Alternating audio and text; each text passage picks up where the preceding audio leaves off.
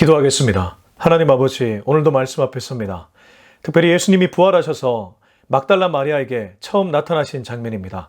이 말씀을 읽는 우리들에게도 마리아와 같은 은혜를 허락하여 주옵소서. 예수님의 이름으로 기도합니다. 아멘. 네, 오늘은 요한복음 20장 11절부터 18절까지의 말씀입니다. 요한복음 20장 11절부터 18절까지를 함께 읽겠습니다. 마리아는 무덤 밖에 서서 울고 있더니 울면서 구부려 무덤 안을 들여다보니 흰옷 입은 두 천사가 예수의 시체에 뉘었던 곳에 하나는 머리편에 하나는 발편에 앉았더라. 천사들이 이르되 여자여 어찌하여 우느냐? 이르되 사람들이 내 주님을 옮겨다가 어디 두었는지 내가 알지 못함이니이다. 이 말을 하고 뒤로 돌이켜 예수께서 서 계신 것을 보았으나 예수이신 줄은 알지 못하더라. 예수께서 이르시되 여자여 어찌하여 울며 누구를 찾느냐 하시니 마리아는 그가 동산지기인 줄 알고 이르되 주여 당신이 옮겼거든 어디 두었는지 내게 이루소서. 그리하면 내가 가져가리이다. 예수께서 마리아야 하시거늘 마리아가 돌이켜 히브리 말로 라보니 하니 이는 선생님이라 하는 말이라. 예수께서 이르시되 나를 붙들지 말라. 내가 아직 아버지께로 올라가지 아니하였노라. 너는 내 형제들에게 가서 이르되 내가 내 아버지 곧 너희 아버지 내 하나님 곧 너희 하나님께로 올라간다 하라 하시니 막달라 마리아가 가서 제자들에게 내가 주를 보았다 하고 또 주께서 자기에게 이렇게 말씀하셨다 이르니라. 아멘. 네, 오늘은 요한복음 20장 11절부터 18절까지의 말씀입니다. 신앙인들, 특별히 기독교인들은 살아가면서 한 번쯤은 기적적인 체험을 할 때가 있습니다. 초자연적인 그러한 경험을 가리키는 것이죠. 예수님을 믿는 믿음의 사건도 사실 따지고 보면 기적의 경험입니다. 그렇지 않습니까? 예수님이 지금 우리들 눈앞에 육안으로 볼 수 있는 분은 아니지 않습니까? 물론 우리가 기도하다가 예수님의 신비스러운 음성을 듣기도 하고 또 말씀을 통해 하나님의 메시지를 듣기도 하고 또 그것을 내 삶에 적용하기도 하지만 실제 예수님을 눈으로 보는 것은 지금 시대에는 불가하기 때문입니다. 그럼에도 불구하고 우리는 종종 이러한 은혜를 경험합니다. 지금 우리는 요한복음 20장 11절부터 18절에 서 있습니다. 요한복음 20장 11절에서 18절은 굉장히 중요한 사건입니다. 왜냐하면 부활하신 예수님이 첫 번째로 만난 사람을 얘기하고 있기 때문입니다. 그녀는 막달라 마리아였습니다. 예수님이 십자가에서 죽으실 때 십자가 곁에는 몇 명의 여인들이 있었습니다. 예수님의 어머니, 이모, 글로바의 아내 마리아, 막달라 마리아가 바로 그들이었습니다. 지금 막달라 마리아는 부활하신 예수님을 만나고 있습니다. 다른 말로 초자연적인 정말 엄청난 기적의 경험을 그녀는 하고 있는 것이죠. 우선 앞단락을 보면 막달라 마리아는 빈 무덤을 목격했습니다. 예수님이 봉인된 그 무덤에 돌이 옮겨져 있고 심지어 그 안에 세마포와 예수님의 머리에 쌌던 수건이 가지런히 놓여 있는 것을 보았던 것이죠. 제자들에게 알려줬습니다. 베드로와 요한이 그 소식을 듣고 마리아와 함께 막달라 마리아와 함께 무덤에 찾아왔습니다. 그리고 제자들은 돌아간 것 같습니다. 여기 지금 마리아는 무덤 밖에 서 있습니다. 우리 11절을 같이 한번 읽었으면 좋겠습니다. 20장 요한복음 20장 11절입니다. 마리아는 무덤 밖에 서서 울고 있더니 울면서 구부려 무덤 안을 들여다보니 마리아는 지금 울고 있습니다. 그녀의 울음에 담긴 의미는 무엇일까요? 왜 그녀는 울고 있을까요? 슬퍼서 울고 있을 겁니다. 근데 제자들은 울고 있진 않았습니다. 베드로와 요한도 물론 남자이지만 그들이 여자와 달리 감수성이 풍부한 그런 여자와 달리 남자였지만 그들도 예수님의 근거리에서 따라다녔던 그야말로 채찍근의 제자들이었습니다. 그럼에도 불구하고 그들은 울지는 않았습니다. 그런데 마리아는 지금 어떻습니까? 울고 있습니다. 이유가 있었습니다. 우리 마가복음 16장을 한번 보았으면 좋겠습니다. 마가복음 16장입니다. 마가복음 16장 9절을 함께 읽었으면 좋겠습니다. 마가복음 16장 9절. 예수께서 안식 후 첫날 이른 아침에 살아나신 후 전에 7 귀신을 쫓아내어 주신 막달라 마리아에게 먼저 보이시니. 마가복음 16장 9절도 부활하신 예수님이 누구에게 제일 먼저 자신을 보여주셨는지를 기록하고 있습니다. 막달라 마리아였습니다. 근데 마가복음 16장 9절은 막달라 마리아에 대한 스토리를 이렇게 기록하죠. 살아나신 후 전에 7 귀신을 쫓아내어 주신. 다시 본문으로 돌아오겠습니다. 요한복음 20장 11절입니다. 마리아가 무덤 밖에서 울고 있습니다. 빈 무덤 밖에서 울고 있습니다. 왜 울고 있습니까? 자신에게 은혜를 끼쳤던, 자신에게 은혜를 주었던 예수님이 죽으셨기 때문입니다. 죽었는데 그 무덤조차 비어있기 때문입니다. 시체가 훼손되었다는 그러한 엄청난 슬픈 감정을 느끼고 있기 때문입니다. 그녀는 7 귀신으로 인해 인생이 전체가 어두웠습니다. 달리 말하면 고질병이 있었다는 것이죠. 의사를 찾아가서 이걸 고쳐달라고 얘기했을 겁니다. 그 당시 용하다는 그러한 점쟁이를 찾아갔을지도 모릅니다. 아무도 해결할 수 없는 그녀의 문제를 누가 해결해 주셨습니까? 예수님이 그 귀신들을, 7 귀신들을 쫓아내 주셨습니다. 완벽하게 회복되었습니다. 그래서 은혜 입은 자 이 막달라 마리아는 십자가 곁에까지 있을 수 있었던 것이죠. 십자가 곁이 얼마나 위험했는지는 말할 필요가 없을 겁니다. 정말 그렇지 않습니까? 오죽하면 건장했던 제자들이 다 도망가겠습니까? 그런데 막달라 마리아는 자신을 치유해 주셨던 예수님을 잊을 수 없었죠.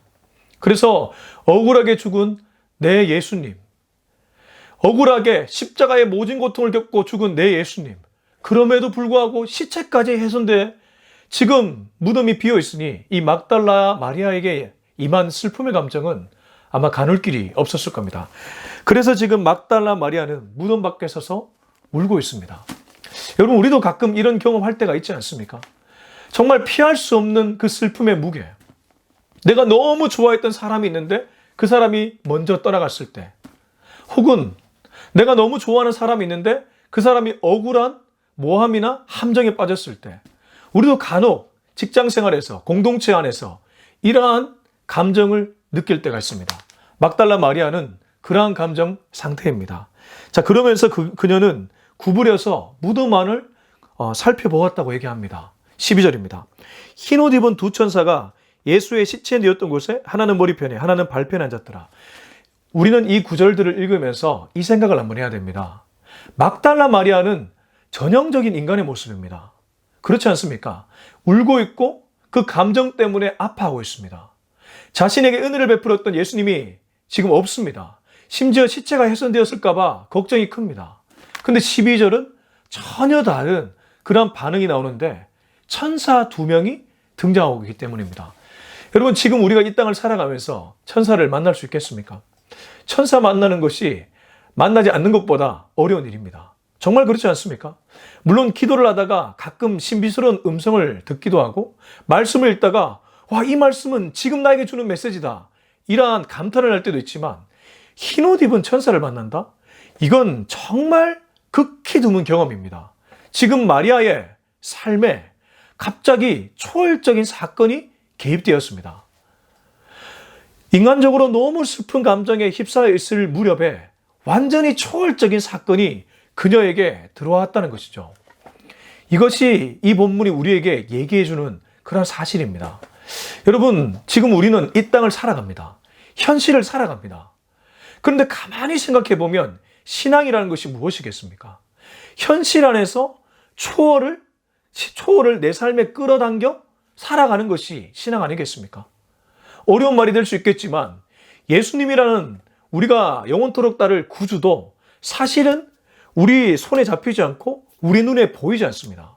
근데 우리는 그분을 믿고 살아가고 있고 하나님의 뜻을 따라 순종하려고 애쓰고 있습니다. 이 모든 것이 어떤 의미에서는 초월적인 어떠한 대상이나 가치가 내 삶에 들어와 역사하고 있다는 것이죠. 요한복음 20장 11절과 12절에 이 어떤 의미에서 긴장은 우리의 신앙생활을 여실히 보여주고 있는지도 모릅니다. 아무튼 지금 흰옷 입은 천사, 기적 같은 그런 얼굴을 한 사람 2명이 예수님의 시체가 누웠던 곳에 있습니다. 하나는 머리편에, 하나는 발편에 있다고 얘기하네요. 13절입니다. 천사들이 이르되 여자여 어찌하여 우느냐, 이르되 사람들이 내 주님을 옮겨다가 어디 두었는지 내가 알지 못함이니이다. 천사들이 막달라 마리아에게 묻습니다. 어찌하여 우느냐? 어찌하여 우느냐? 그리고 마리아가 대답합니다.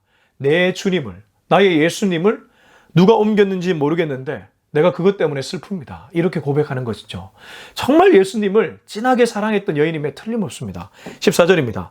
이 말을 하고 뒤로 돌이켜 예수께서 서 계신 것을 보았으나 예수인 줄은 알지 못하더라.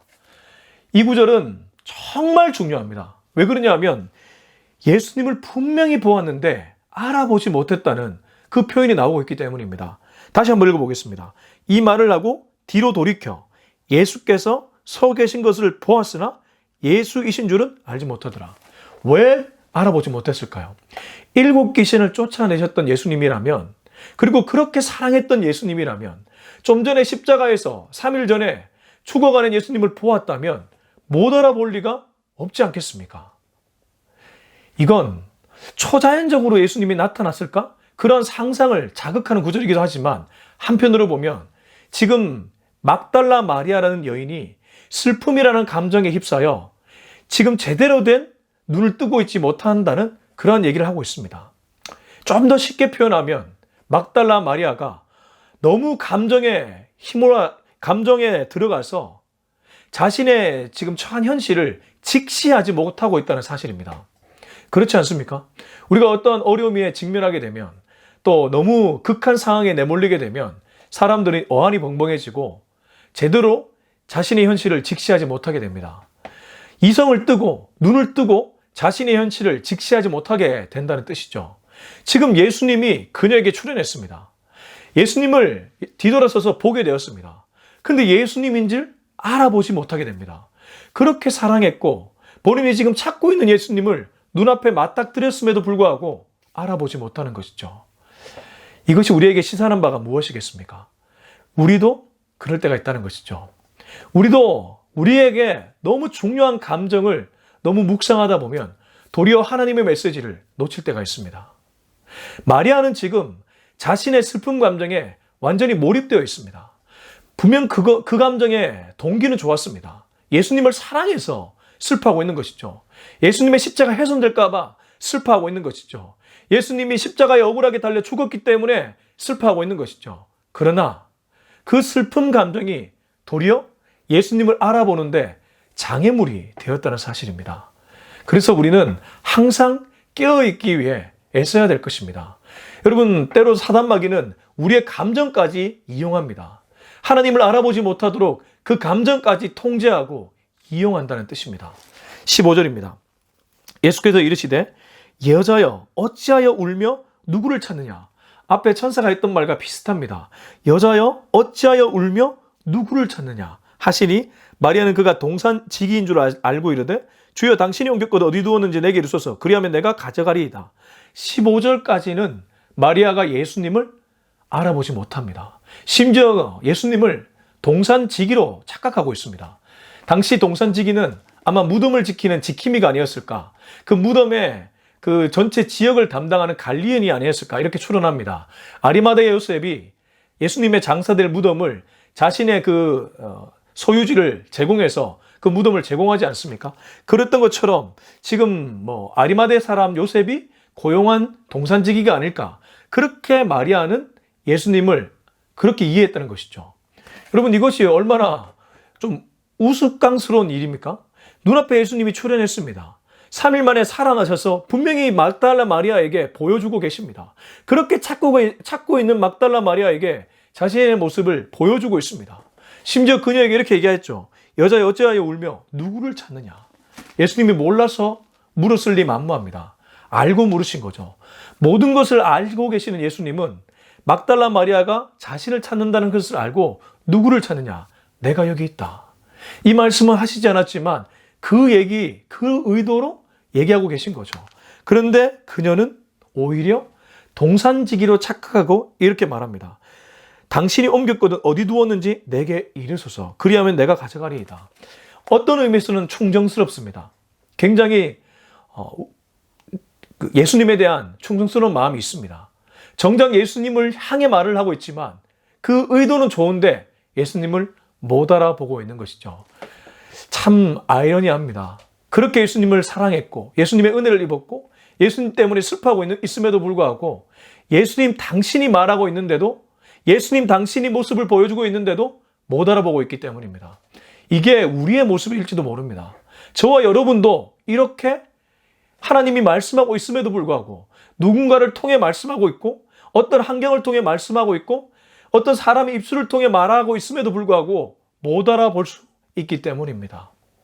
오히려 하나님을 찾고 있을지도 모릅니다. 하나님은 메시지를 주고 있는데 그 메시지를 못 알아듣고 오히려 엉뚱한 곳에서 하나님을 찾고 있을지도 모른다는 것이죠. 16절은 마리아가 이제 바뀌는 장면입니다. 극적인 전환이죠. 자신의 눈이 뜨여지는 그러한 장면입니다. 16절입니다. 예수께서 마리아야 하시거늘 마리아가 돌이켜 히브리 말로 라보니 하니 이는 선생님이라 하는 말이라. 16절은 예수님의 짧은 음성과 그 음성을 들은 마리아가 변화되는, 극적으로 변화되는 장면입니다. 예수님은 많은 말을 하지 않았습니다. 그저 당신이 평소에 했던 말투로 마리아야 라고 불렀습니다. 예수님도 이제 전면으로 나오신 것이죠. 앞에서는 여자여 어찌하여 울며 누구를 찾느냐 이렇게 말씀하셨다면 이제는 평소 죽기 전에 십자가에 매달리기 전에 막달라 마리아를 불렀던 그 말투로 마리아야 이렇게 얘기하셨던 겁니다. 마치 목자와 양이 서로 그 음성을 알고 움직였던 것처럼 예수님의 음성을, 예수님의 자신을 부르는 그 음성을 들은 마리아는 이제 알아챕니다. 눈을 뜨게 된 것입니다. 영적으로 주파수가 딱 맞아진 겁니다. 그리고 나서 마리아의 대답은 히브리 말로 라보니. 이 라보라는 표현이 아람어 히브리어긴 한데 이 표현이 선생님이라는데 그런 선생님 정도가 아니라 극종층의 선생님입니다. 다른 말로 하나님을 대신해서 쓰는 그런 용어였다고 합니다. 지금 마리아는 드디어 예수님을 발견했습니다. 예수님을 알아챘습니다. 빈 무덤, 예수님의 시체가 훼손되었을까 봐 전전긍긍했는데 눈앞에 예수님이 나타나신 거죠. 그리고 자신을 마리아야 그러며 불러주고 있습니다. 예수님을 알아챈 마리아 얼마나 기뻤겠습니까? 자신의 문제가 해결된 마리아 얼마나 기뻤겠습니까? 우리도 이런 순간이 있지 않습니까? 마리아야 하는 음성과 그리고 자신이 찾던 예수님을 발견한 마리아가 라보니, 라보여 이렇게 부르는 장면. 우리도 어떤 문제가 하나님의 도움으로 전격적으로 해결되었을 때 그 기쁨 말할 수 없지 않습니까? 그 순간을 지금 요한복음 20장 16절은 얘기하고 있는 것입니다. 17절입니다. 예수께서 이르시되 나를 붙들지 말라. 내가 아직 아버지께로 올라가지 아니하였노라. 너는 내 형제들에게 가서 이르되 내가 내 아버지 곧 너희 아버지 내 하나님 곧 너희 하나님께로 올라간다 하라 하시니. 좀 어려운 말이 반복되고 있는 것 같지만 쉽습니다. 우선 예수님은 막달라 마리아가 자신을 붙잡을까 봐 붙들지 말라고 얘기합니다. 이제 두 번 다시 예수님을 떠나보내기 싫은 마리아의 마음이 있었겠지 않습니까? 이제는 다시는 못 보냅니다. 다시는 예수님을 홀로 보내지 못합니다. 이렇게 말하려고 하는 마리아의 그 마음을 눈치채신 것인지 나를 붙들지 말라고 얘기합니다. 그리고 내가 아버지께로 올라가지 아니하였노라. 아직 하지 않았으니까 내게 시간이 남아있으니까 나를 붙들지 말라고 얘기합니다. 그리고 그 다음에 했던 말은 형제들에게 가서 제자들에게 가서 내가 하나님께로 올라간다라고 말해라고 하죠. 달리 말해 부활하신 예수님이 나타났고 예수님이 곧 하나님께로 간다는 것을 제자들에게 전해주라고 얘기했던 것입니다. 마리아는 예수님을 만났고 예수님의 말씀을 들었습니다. 자, 이때 마리아의 반응이 어땠을까요? 18절입니다. 막달라 마리아가 가서 제자들에게 내가 주를 보았다 하고 또 주께서 자기에게 이렇게 말씀하셨다 이르니라. 막달라 마리아는 증인이 되었습니다. 부활의 증인이 된 것이죠. 첫 번째 부활의 목격자요. 첫 번째 부활의 증인이 되었던 것입니다. 당시 여자들은 사실 천대받았습니다. 여인들은 그 당시 유대 문화에서 그렇게 존중받지 못했습니다. 지금이야 오히려 역차별 이런 얘기도 있지만 그 당시 문화로 들어가면 참 차별받던 그런 여인들이었습니다. 심지어 그녀는 일곱 귀신, 그것 때문에 고질병처럼 힘들었던 사람입니다. 그런 그녀에게 예수님이 찾아왔고 자신의 인생 문제가 해결되었습니다. 그리고 예수님이 부활하신 것을 목격했습니다. 그런 후에 그녀는 부활의 첫 증인이 되어서 제자들에게 가서 부활하신 예수님을 전파하고 있습니다. 11절은 울음에서 시작했습니다. 분명히 그녀는 슬펐습니다. 허무했습니다. 허탈했습니다. 모든 것을 잃은 그런 마음이었습니다. 근데 18절은 오히려 기뻐하고 있습니다. 기뻐서 예수님을 증언하고 있습니다. 이게 바로 우리의 삶이 되어야 될 줄 믿습니다. 여러분, 우리 신앙인들 어떤 의미에서는 다들 초자연적인 영적 경험이 있지 않습니까? 저도 여기까지 올 때에 그런 경험이 있습니다. 지난번에도 말씀드렸지만 소소하지만 그런 영적 경험들, 초자연적인 경험들이 있습니다. 심지어 예수님을 믿는 것 그 자체도 그런 초자연적인 경험 아니겠습니까? 내 문제가 예수님의 구원 사건 앞에서 해결되고 그것 때문에 나도 예수님을 믿고 따르는 증인이 되었지 않습니까? 그렇습니다. 우리는 예수님을 믿는 그 다음에도 울음과 슬픔에서 자유롭지 못합니다. 워낙 이 세상의 문제가 크기 때문입니다. 커 보이기 때문입니다. 그러나 다시 한번 오늘 말씀은 우리에게 메시지를 전합니다. 부활하신 예수님을 만나면 문제는 문제가 아니게 됩니다. 부활하신 예수님을 만나면 그 문제가 해결됩니다. 지금 마리아는 울음에서 기쁨으로 바뀌었습니다. 슬픔에서 기쁨으로 바뀌었습니다. 그런 그녀는 자연적으로 예수님을 전하는 증인이 되었습니다.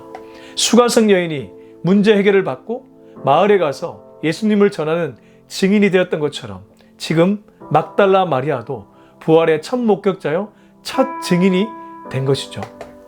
여러분, 요즘 어떤 시간을 보내고 계십니까? 혹시 막달라 마리아처럼 무덤 밖에 서서 우는 심정으로 살아가고 있지는 않습니까? 문제가 해결되지 않아 답답한 마음으로 살아가고 있지 않습니까? 하나님을 구하시기 바랍니다. 하나님의 말씀 속에서 하나님의 메시지를 찾으시기 바랍니다. 사람들의 입술을 통해서 하나님의 메시지를 찾으시기 바랍니다. 환경을 통해서 하나님의 메시지를 발견하시기 바랍니다. 그리고 그 메시지를 발견했다면 오늘 예수님의 말씀처럼 나가서 제자들에게 증거하라, 증언하라는 그 명령에 따라 순종하는 여러분이 되셨으면 좋겠습니다. 그러면 더 이상 울음이 아니라, 더 이상 슬픔이 아니라 도리어 울음이 변하여 기쁨이 되는 그런 경험을 하게 될 줄로 믿습니다. 그런 은혜를 꼭 누리는 저와 여러분이 될 수 있길 예수님의 이름으로 축원합니다. 기도하겠습니다. 이제 우리 기도할 때 우리 자신을 놓고 기도하겠습니다. 주님, 오늘도 나에게 메시지 주심에 감사합니다. 어떤 의미에서 내가 막달라 마리아였는지 모르겠습니다.